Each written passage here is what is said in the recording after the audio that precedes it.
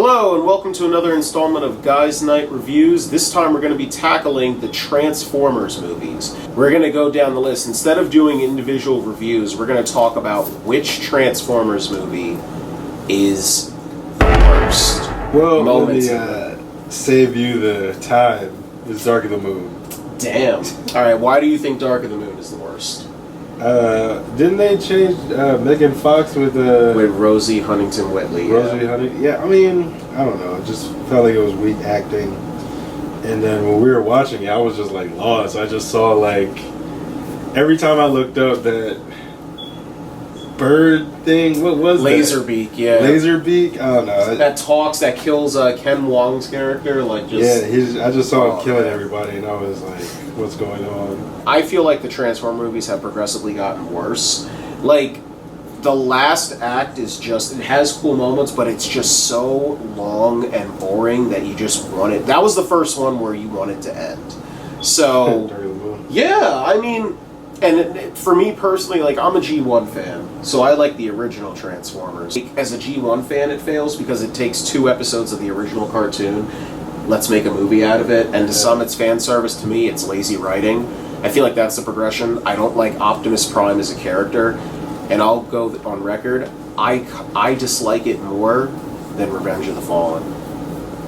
And that's considered, yeah. That's the second one? That's considered the worst one, critic-wise. The second one. The second one. I like the first half of Revenge of the Fallen. Like, I'll go on record, I defend it. I think that's when they're in the desert. Yeah. Oh, yeah. I mean, I like that one. Exactly. Like, that's the thing. Like, I like the first half.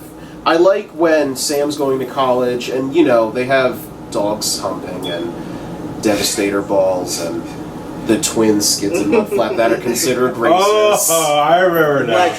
I remember but they're not. I never found them as racist. The racist robots. Never found them as racist. You didn't find them racist? No, I felt that just stereotypical. Look. Yeah, stereotypical. That's the word. I see where people see them as being racist, but personally, like, I was okay. Like, I was never offended. Like, if anything, look, people are gonna hate me with this comment. I've seen Transformers: Revenge of the Fallen in theaters 5 times. Jesus, and I enjoy. Look, the first half I love. It's when you get to that second half after Prime dies, where the movie just declines, and from there when they get into the desert, it's like, I hate the new one. It's the worst one. What's the last one? The Last Night. Hopefully the last one. John Turturro, he was like, hey, listen, we can afford you for like a day, so you want to come in John and shoot Turturro. He's in the new one. No, both of them. They both came back. They're in the new one, yeah. So John Turturro is playing Merlin. No. Stanley Tucci's playing Merlin. John Turturro's character comes back from the other movies into Transformers 5. He came back to like respire role because he wasn't in the 4th one at all. But okay, Stanley Tucci's Merlin in the movie. Why are they going back in time? Because they want to say the Transformers been there since like for like a millennia and everything, whatever. Even Bumblebee's fighting Nazis in the movie, which doesn't really make it does make sense. But was then again, that a cool scene as it sounds? No, it's a scene. It's a scene. Is Mark Wahlberg in the 5th one? Yeah. So why don't you like The Last Night? Optimus Prime isn't in the movie until like the last 20 minutes. Like, he really is just gone the whole movie. How do they not have... He's really not in the movie? No, he's not in the movie. How do they not have him in the movie? Like, he's in the movie for a scene, and, like, keep in mind, the movie's 2.5 hours. He's in the movie for a scene.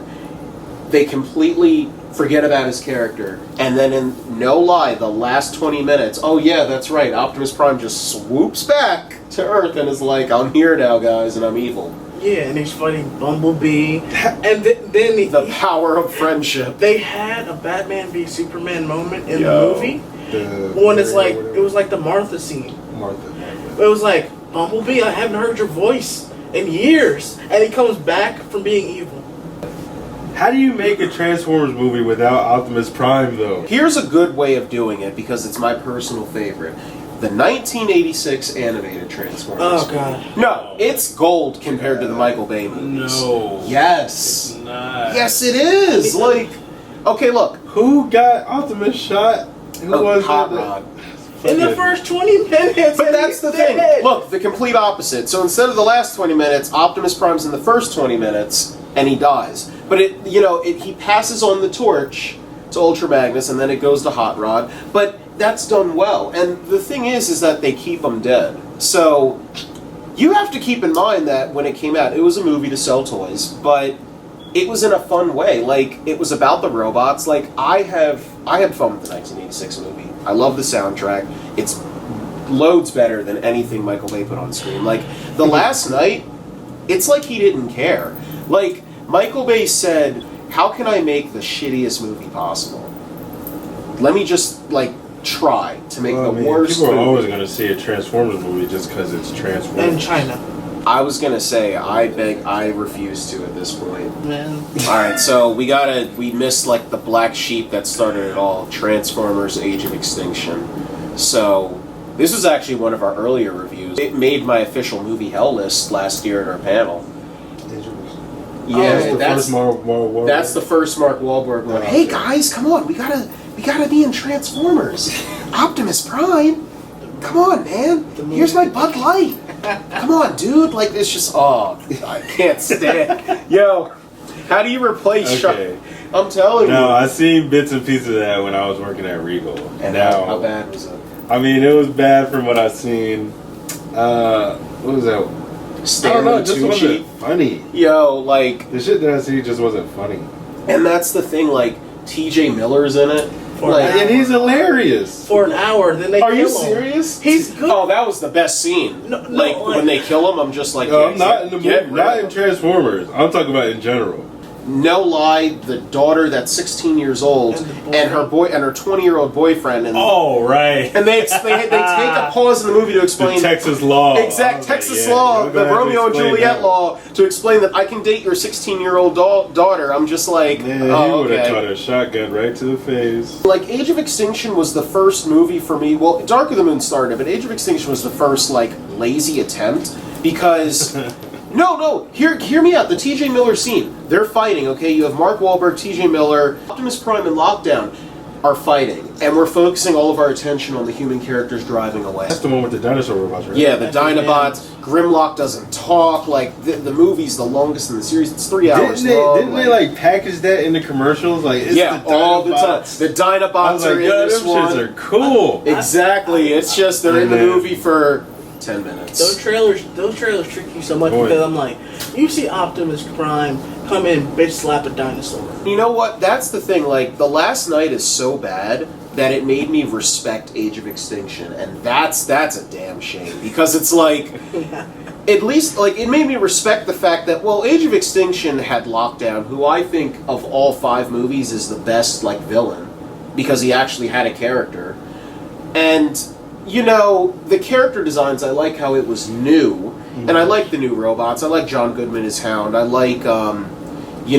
Crosshairs and Drift. Like, the Autobot cast is cool. The redesigns for Bumblebee and Optimus are alright, but, you know, they at least tried with a story. It was a bad story, but they tried.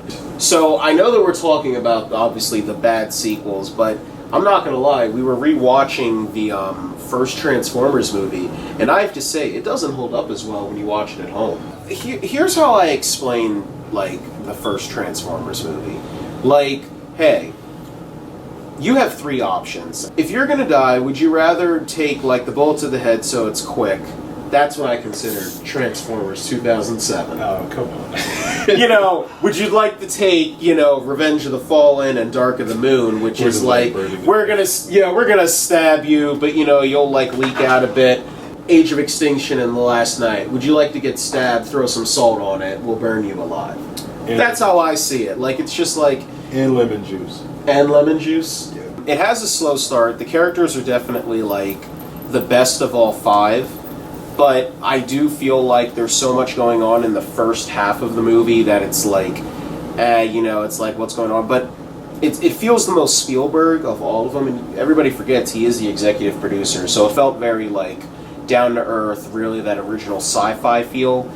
But, you know, I remember, like, even to this day, when they're like, oh, we have to find Ladies Man 217 to find the glasses, and then from that, like, it's like, oh, come on, like, the cheese. I didn't like the first one. The first one's watchable. I got through the first one when we did the rewatch. I just didn't make it to the second one. Well, regardless of these bad movies, we can all agree the 1986 movie's the best, though, right? No.